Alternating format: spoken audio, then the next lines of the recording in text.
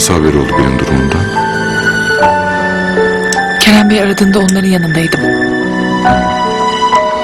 Ayrıca televizyonda haberlerde gösterdi. Meşhur oldum yani. Sen zaten her zaman meşhurdun.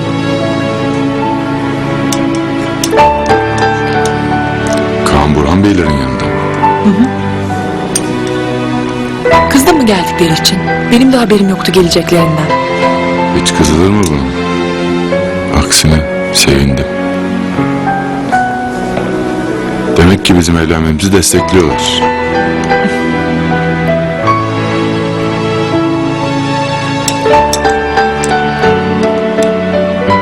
Çabuk yakalanmış beni vuranlar.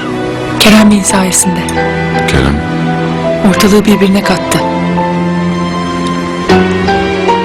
Hadi bakalım bir kaşık daha. canım istemiyor.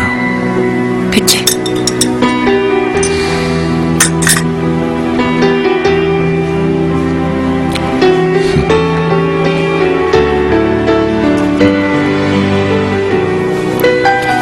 Şehrazat, ayrılma yanımdan. Ayrılmam.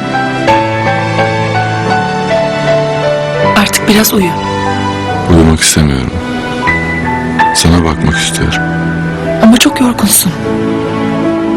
Ben sana bakınca dinleniyorum.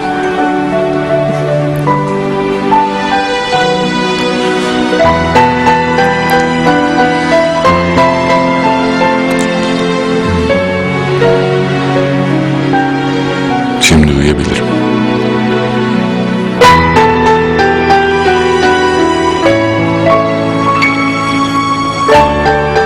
Demek Kerem ortalığı birbirine kattı ha?